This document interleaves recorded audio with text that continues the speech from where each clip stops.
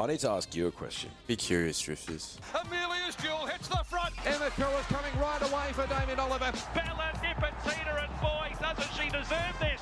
The Giga Kick's got a strong kick. Golden Mile, soar out the mile. I'm thunderstruck over the top. Mr. Brightside has won the mile. And Militarised blows them away in the Champagne Stakes. And she's a class act, pulling right away Prowess. And Zoo Gotcha won it by 2.5. Zaki, joined by Animo, who looks destiny in the face.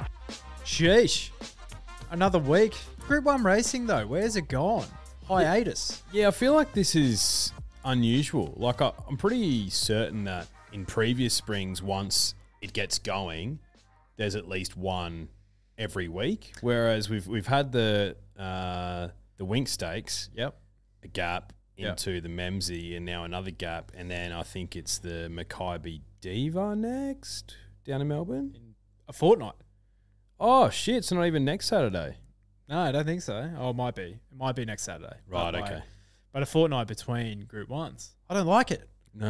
I don't like it, but I do like the card this weekend. Yeah? In Sydney and in Melbourne. Sydney it's saucy down there. Yeah, there is a lot of condiments down in Sydney. That's why we call it the Sydney sauce. Yes, that's true. There's been a bit happening during the week. Yep. Jmac, Yep. unavailable to ride. Do you know what's wrong with him, or it hasn't been disclosed? Yeah, he has a small fracture in his foot, I'm pretty sure. Yeah, right. So, yeah, so he rode on the Saturday after the fall and Wyong on the Friday, managed to get Gaza Vanka home. Yes, Like- sure did. And that would have been some exertion on the foot, you would imagine. Rave Rider Boy? Yeah, Wave Rider Boy. Buoy? Um, And you said after that race, because unbelievably the Sydney Source found the winner of Wave Rider, well done, Sydney sauce. but you were like, I was like, I can't believe the Source has got this correct, because Wave Rider Boy is one of the hardest horses to catch in Australia right now. It really is. You said Jmac is the difference. Oh, Which yeah. I think you're 100% right. Yep.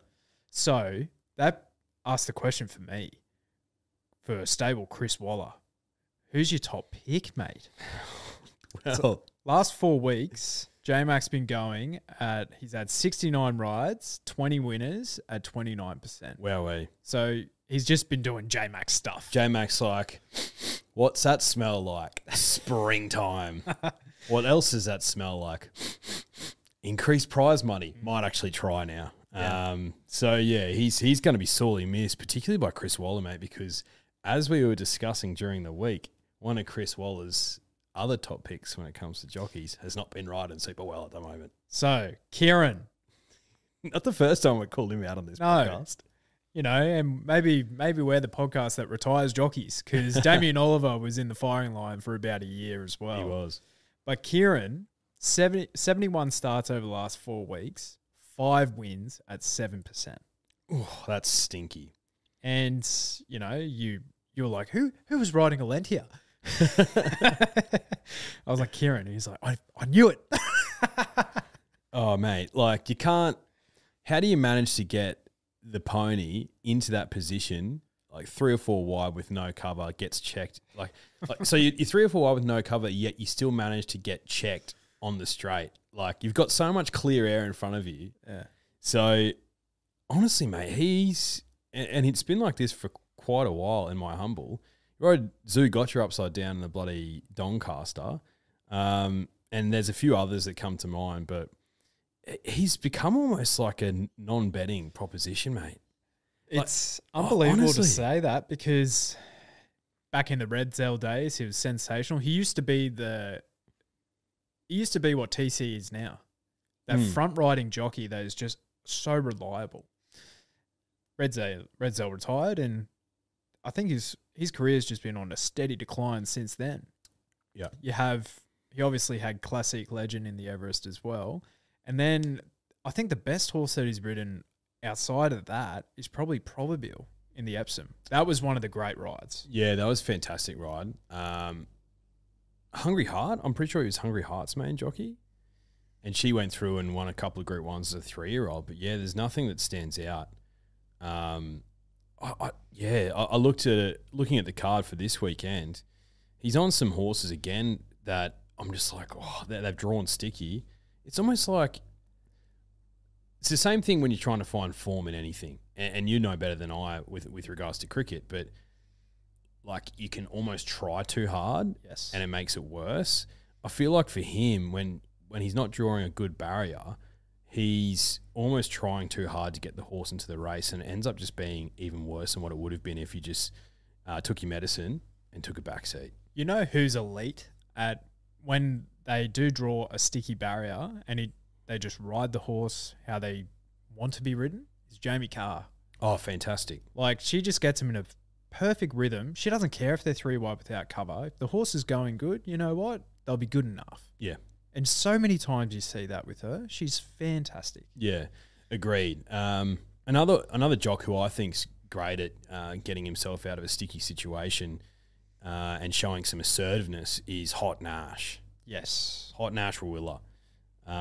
So yeah, there's certain jockeys that probably back in the day I wouldn't have paid as much respect to who the jockey was when I was looking at a horse that I was keen on, apart from the obvious, like your Jmacs, right? Whereas now I'm like, certain map, certain way the race is reading, depending on who the jockey is going to affect my decision when it comes to punting. I agree. So I was thinking, all right, Wallace stable, who's he going to call up, right? So Joe Moreira is obviously coming in a couple of weeks. So he's here for the Golden Rose meeting in a couple of weeks, but I think that's a short-term fix. Is Huey Bowman going to come back from Hong Kong like he did the other week? Like he probably would for those big race meetings. I was thinking someone like Brett Pebble. Brent Pebble. Brett Pebble. Yeah, so he's got the ride on Zoo Gotcha in the Theo Marks, I'm pretty sure. I'll have to double check that when we look at the form later on. But yeah, I rate him. I think he post-incentivise, that year that he had in Victoria was unbelievable. And then he kind of like saw the writing on the wall after he retired. It's like, I've got to get out of here because I won't get any rides. It's been pretty thin pickings for him in Sydney. This is probably the opportunity that he's been looking for. I reckon all of those like top weighted, because I don't think he can ride that light. He'd be the perfect solution, I reckon, for Team Waller. I think so. Or he's proven on the big horses in the big races, he can get the job done. Yeah. So I think that's a good shout. What about some of these, hot apprentices who are coming through, like your Zach Lloyds and your Dylan Gibbons and stuff like that? Would you rather go with hot new thing on the scene if you're Chris Waller? They're pretty in demand. Yeah, they are. I know Godolphin use them for a lot. I think Mar Eustace use them a lot as well. Waller probably uses them as well. So, I think it's just like those third or fourth picks, everyone just probably goes up a rung. But that probably means that Kerrin is, instead of being third or second pick, he's like first or second pick now. And it's like, oh, that gives me the ick a bit. It gives me this big ick, Kerrin. You're on notice, mate. One who's back after a 3-year suspension, who I've noticed recently for the Waterhouse and Bot stable, is Adam Hieronymus. Yeah, Adam Hippopotamus. Hippopotamus, yeah. He's pretty good. Yeah, when he's got the mind on the job. Yeah. Come on, Adam. Won us a sensational quaddie one day with Shout the Bar. Oh, he did, didn't he? Where were we? Yeah, so it's interesting, and it certainly dents confidence. Like, who's going to ride Shinzo? Who's going to ride Militarize? Magic Man's riding Militarize. Okay. Yeah. Like, not this weekend, obviously, but like for the Golden Rose and everything going forward. He'll come back? Okay. Anything in Sydney, that's what he's riding. Okay, cool. Fair enough. Yeah, so we'll see. Be interesting. It'll be very interesting. So let's start in Sydney. So Rosehill, Rail is in the true position. Currently a good 4, but there is a chance of a thunderstorm this Friday evening. So, we might get into that soft range, but, check your local guides. Race 6 is the Shirako Stakes, Group 2 for the fillies and mares. I thought the speed in this race was coming from number 6, I Am Me. She was absolutely dominant last start in that race where Big Parade went amiss. But she did beat the boys that day, albeit being a very sloppy and, messy race. Queen of Balls probably up there as well with Cinderella Days as well. Did you have any firm opinions in this race? Oh, well, there's a little bit of uncertainty at the moment, just with a horse that is dual accepted, and that's number 3, Zugotcha, who we were just talking about.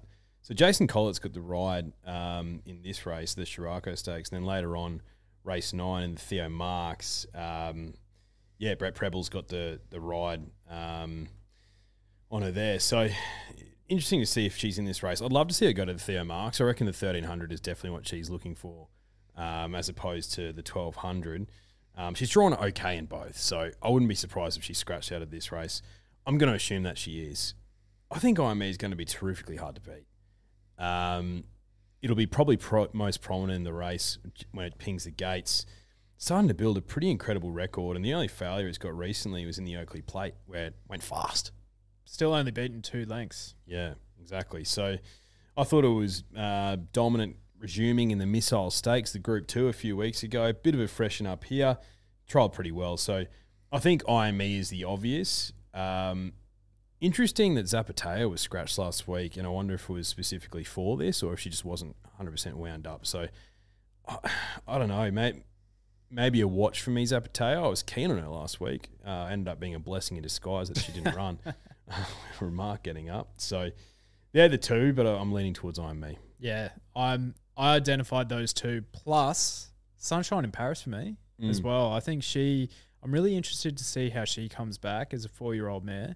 Barrier 6, Ryan Maloney, Annabelle Neesham, proven combination, winning the flight in the Surround Stakes, in the autumn, beating Ruthless Dame, who was fantastic, and In Secret as well, who, we all know what In Secret can do. Mm-hmm. I think she's one that I've got my eye on, but I really do love, and I don't really care what grade it is, when these fillies and these mares beat the boys. I love it. And they go back to their own sex. I think I'm starting to be a believer. I think that you'll have an Everest runner after this race. Whether it's IME, Zapateo, or Sunshine in Paris, one of those 3 are going to get a slot. Yeah, not a bad shot. So that's my thoughts on that one. Did you see Espiona's trial the other week? No. Mate, she still can't run the Sydney way of going. Yeah. She's putting her head out to the side. She hates it. Yeah, it's ridiculous. She won a Group 1 run that way. Yeah. Against the fence. She did, and she was so well weighted. Yeah, I don't know. I don't know why they don't just keep it down in Melbourne. There's plenty of things for her there. Like, she did win a Group 1. So it's like, she proved everyone wrong. But, like, you can see in the way that she runs, she hates it. She does.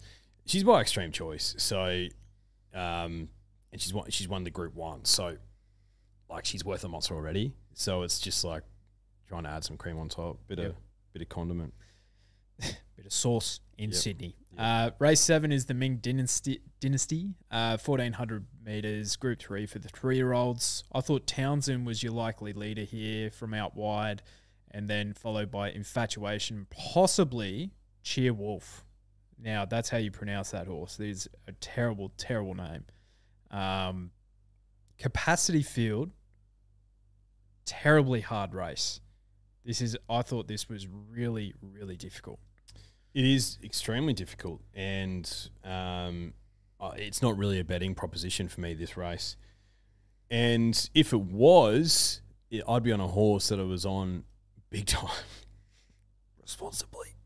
In the JJ Atkins, that's number 1 Tannhauser. He was, I think, maybe my best of the day. Yeah. I declared him there. I was so keen on him. And when you're 12th position with, a few hundred metres to go, you're probably not going to win many races. And you end up finishing 3rd. So I think he's a horse with a lot of talent.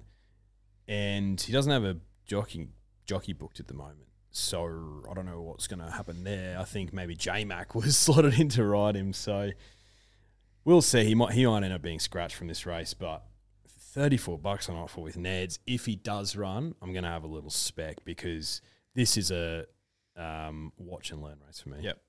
You know what? You know what we're going to do? We're going to have a Ned same race multi.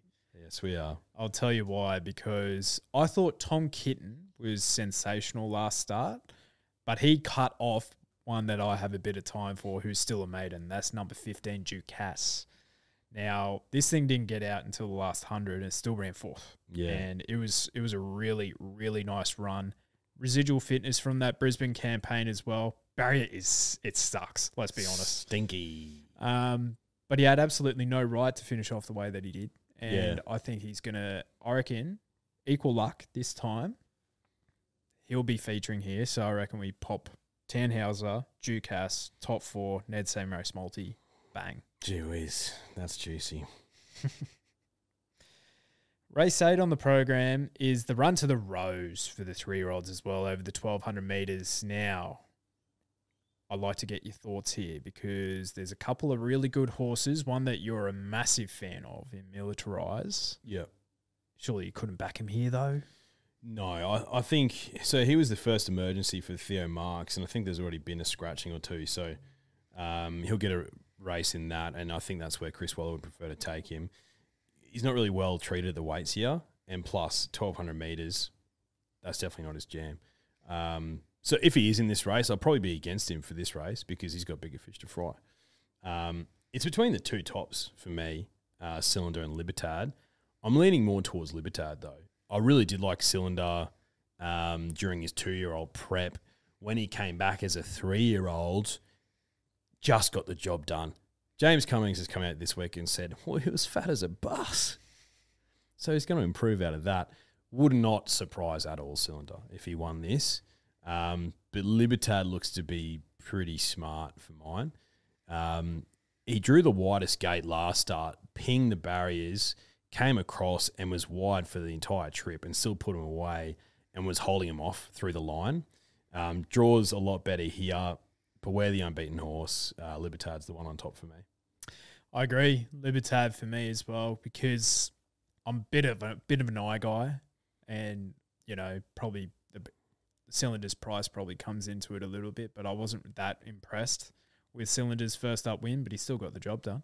Yeah. It'll be fascinating because these two are going to be right beside each other, up on pace, drawing 3 and 4. So that'll be fascinating. The horse I'm so intrigued to see is Don Corleone. Been trialling pretty decently, but you wouldn't see a bigger nutcase than this horse. You wouldn't. My God. Every single time I just heard the disappointed Ron Dufficy's voice. He's like, oh, Big Don's sweated up again. They've got to learn how to get this horse relaxed. Yeah. So I'm really interested to see how he comes back because I think he's almost one of the most talented from that 2-year-old year. And if he puts everything together, I think he's a serious prospect. Agreed. A couple of other smart things in this, like that Moravia is quite smart, who ran second to Libertad last start. And then all the way down the bottom of the $3 million colt, obviously, Cadencia Abstract. It'd be just like me to be on him last start, jump off, and he wins this at 11s with the good people at Ned's. But Libertad, you're talking about potential Everest runners being selected this weekend. Like Libertad and Cylinder are a couple of colts that if they brain them here, go to a Golden Rose, brain them there, definitely could be running in an Everest on the way to a Coolmore stud. Libertad's just, I feel like he's a bit bomb-proof. Yeah. I think he can kind of absorb any speed up front and just He'll be looking the winner at some stage. And I'm pretty sure Annabelle Neesham is like, this guy's our number 1 3-year-old by far. So trust her judgment. Yep, absolutely. So the Theo Marks is race 9, 1,300 metres, Group 2. The Inevitables coming here from Tassie. Good to see. Great to see. I think his Silver Eagle win a few years ago was one of the greatest you'd ever hope to see. A lot of punters were on him that day, and he got the chockies for everyone. I thought this was a tough race, though. I don't know.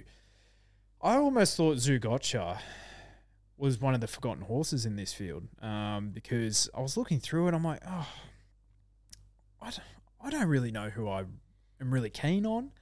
The Inevitable, then I kind of looked through the form. I'm like, the Inevitable and Nugget have pretty good form behind Mr. Brightside here. I think both of those, I could play around both of them and they'd be awfully hard to beat. Yeah, I'm with you. It's a difficult race to dissect because like Kovalik is a star in my humble, but this is just a first run in the prep and you'd look for him to be coming home like a freight train. Weird to start him in a 1,300 metre race, but I think Chris Waller might be thinking Epsom for him, not the longer distance races. So makes a lot more sense to have these legs a bit fresher and a bit more sprint in them. So if he runs super well, flashing light. Guess who's on board, though? Kerrin McAvoy, so I'll be steering clear. Look, Zoo Gotcha's the one for me.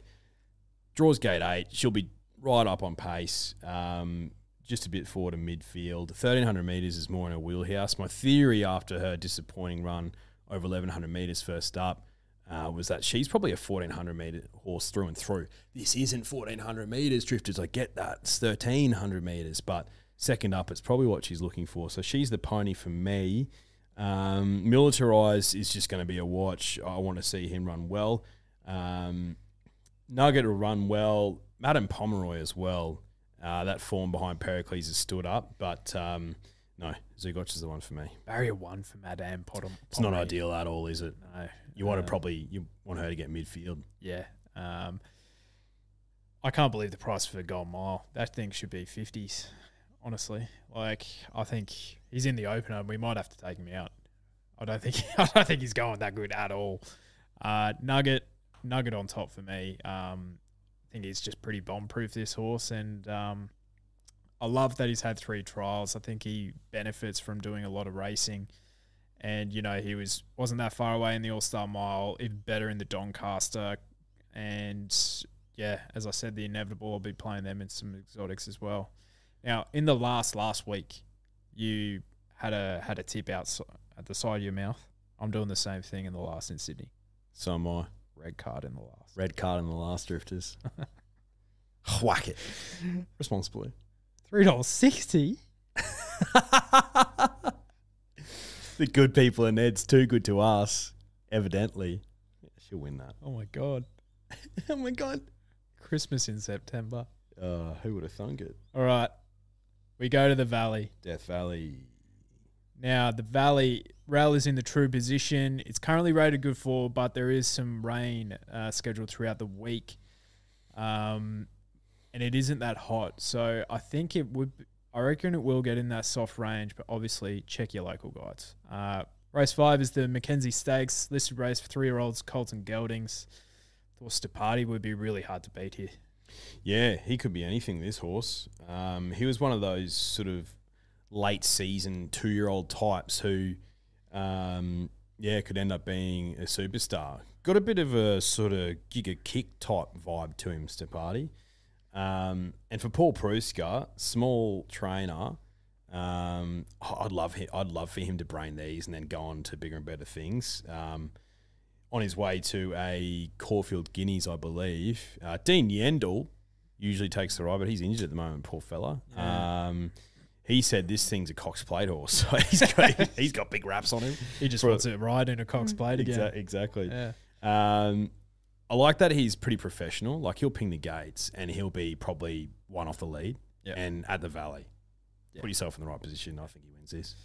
I think Brave Mead will probably be up there with him, but I'm really keen to take him on. We were at a Bucks party when he won at the Valley by like 10 lengths. And then to everyone's surprise, they backed him up a week later. I'm really interested to see how he goes this prep, because with those 2-year-olds, if they give him one run too many, it can take a while for them to come back. You know what I mean? Yeah. And he got beaten 8 lengths on a heavy ground. And his trials have been pretty average. And he's second in the market. I just want to, I need to see him do it before he's a betting proposition again for me. Yeah. Race 6 on the program is the Atlantic Jewel Stakes, listed race 1,200 metres for the fillies. Set weights and penalties. Charm Stone is your favourite, $3.10. Should you just go out and win this? I think so. I think so. Look, it's not that straightforward, so I like the $3.10 for her with Ned's. But Mick Price has an enormously high opinion of her. He has a high opinion of a lot of horses, though.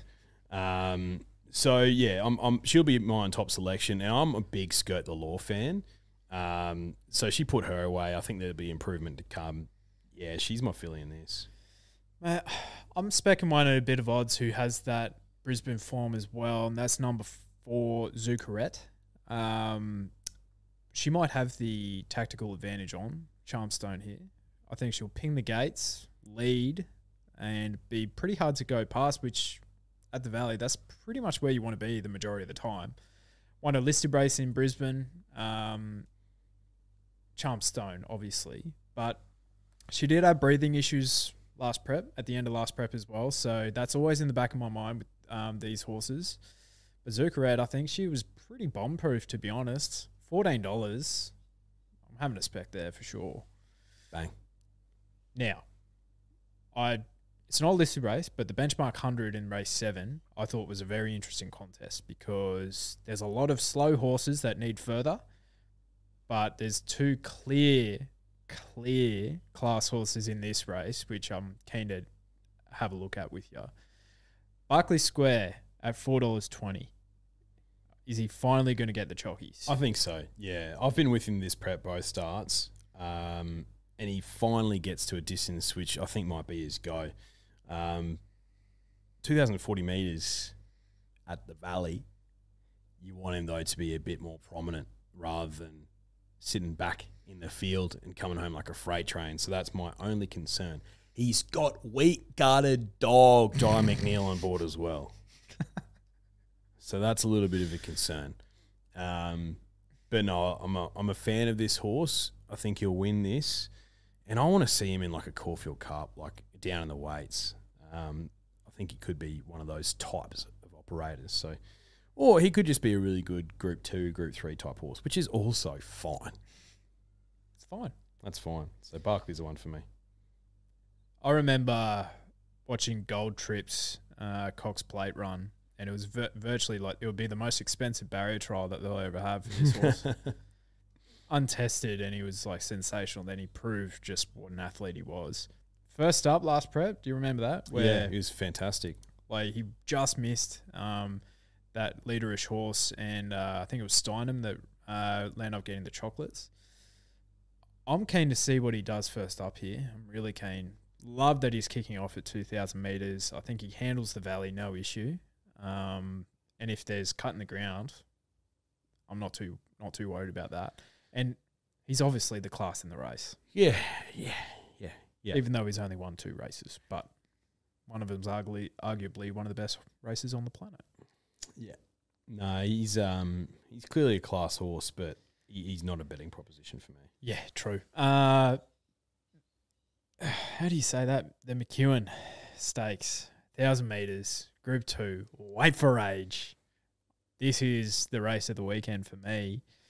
You have the absolute stud, Giga Kick. Resuming. Barrier 6. Williams on board for Clayton. But you also have the Kiwi, Imperatriz as well at $3.90. And I think there's a forgotten horse in this race as well. I don't think it's a 2-horse race at all. What, Rothy? Rothfire's in the game here big time. Yeah, he's just a good horse, Rothfire. Yep. Like, just to come back and do what he's done. Second in the Stradbroke is pretty much the toppy. What a legend. From Barrier 21. Hot National. Yeah. What did we say earlier on this podcast? All right, so if I was to ask you, Declan, who would be the Hot Nash of Victoria? You would say... Blake Chin for sure. Yeah. Cheeky, doesn't give a fuck about his opposition. He doesn't. Yeah, he'll get suspended sometimes. Yeah. He does not care. Yeah. Blake Shin is the Hot Nash. He's a winner. Yeah, he's a winner. So I love that booking. I love it a lot. And Rothy won the race last year. Yeah. Look, he's $5.50 in the market, so he's not overly forgotten. He's a fly in the ointment, that's for sure. And perhaps in his old age, Rothfire is a bit more of a 1,000-metre horse. Yes. Than a 1,200 or a 1,400-metre horse, even though he runs second in Stradbroke. He just loves the Brisbane sun on his back. Big fella.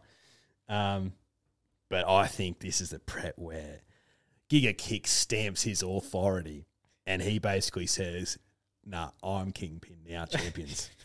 And I think he goes through the spring undefeated, mate. Okay. I think this will be when he's most vulnerable, but I reckon he'll still put like a length or 2 on him. Yeah. Shit, like okay. I really think that he's just like, nah, I'm better. Yeah, okay. Yeah. All respect to Rothfire. You know I'm an Imperatriz guy.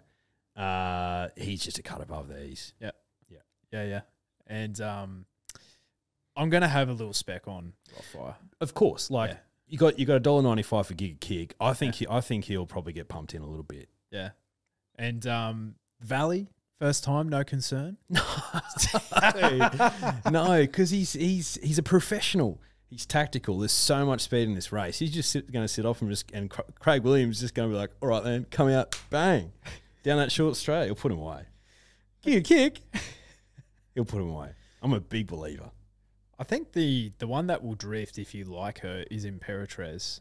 Reason being is she has never raced at the 1,000 meters, and you know she's won group races. I think from 1,200, 1,100 up to maybe a mile. I think, yeah. So she's just a fantastic mare. Yeah, you know they might be NZ Group 1s, but they're Group 1s nonetheless. You know what I mean? Like she still has to win the races against the opposition that she has. Like she has a winning strike rate of 68%. From 19 starts. It's pretty elite. Yeah. Happy to take her on though. And I think 1,000-meter races, I want 1,000-meter horses. I agree. Yeah. She'll win a good race this prep though. Like she's a fantastic horse. Well, you know, the stable's already gone. Like don't bother hitting us up for an Everest slot because she's been targeted towards the Manikato. Yeah, which is fine. Yeah. Like for a mare like her who is worth a Mozza already. Yeah. As a brood mare, just another Group 1 to the CV in Australia. Bang. Proven over the valley. Chef's kiss. It's just basic maths. Yeah. The Orange Godolphin are just doing their right thing. You know? Kiwi to Godolphin. The Fian Stakes, I think this is the last race that we'll cover. Group 2, Wait for Age. I thought this was pretty difficult. IMO. Yeah. I thought so too. Can I ask you a question? Yeah. Is Globe the new Incentivize? No. Okay. No, he's not. He reminds me a lot of him. He's got those vibes for sure. But Incentivize was like, it was spanking things by like 10 lengths. And like, was doing everything right as well. Whereas Globe, last prep, was beating things, but he had no idea what he was doing. He was sweating up. Yeah. He looked shiny. Yeah. And that wasn't from his coat. That was from the sweat. Yeah. And he was putting his head up in the air. Drifting out. You know what I love about this horse now? It's the booking of J Car. My God, I couldn't think of a better jockey. No way. The perfect jockey for a horse like this. Apparently he is enormous. Yeah, mate, you can see it. But like, he's come back even bigger. Blitzed him in the trial. Look, if he puts lengths on these over a mile, you're like, okay, we've got a Group 1 horse here. Because if you're putting lengths on this field, I think you're probably good enough to run in a Group 1. What I like about him is that even though he is unprofessional, he's professional out of the gates. Like, he'll ping the gates. And J Car on a leader, yes, please. I think he's vulnerable here because he's got to come across and first up, all that sort of stuff. But I'd find out at $3.10 with Neds. But there's another horse who I've managed to find a few times, and I'm a bit of a fan. He ran second to Mr. Brightside on the PB Lawrence. I thought he was pretty good. He's not a Group 1 horse. Or actually, he'd be a Group 1 handicap horse. But number 7, Pinstriped. A little bit forgotten, I think. $7.50 to the good people at Neds. He'll find a slot. He'll be coming home. So he's probably my second pick. But really, really keen to see how Globe goes. Yeah, obviously the stable has a high opinion of him if they're like straight into this because we think you're good enough to run a Cox Plate. So, yeah, it's fascinating because you know he won a benchmark 100. You know, and benchmark 100s are they're benchmark 78s disguised as benchmark 100s sometimes, especially around that May June time in Victoria. But he beat that field by 4, and he did pretty easy. Like, a current benchmark 100 horse for me would be something like Jimmy the Bear. You know what I mean? Yeah. Like, and if he's being like up against that type of grade of horse, I'm like, okay, that's getting some. I'm doing some racing maths here. I'm happy to be a believer.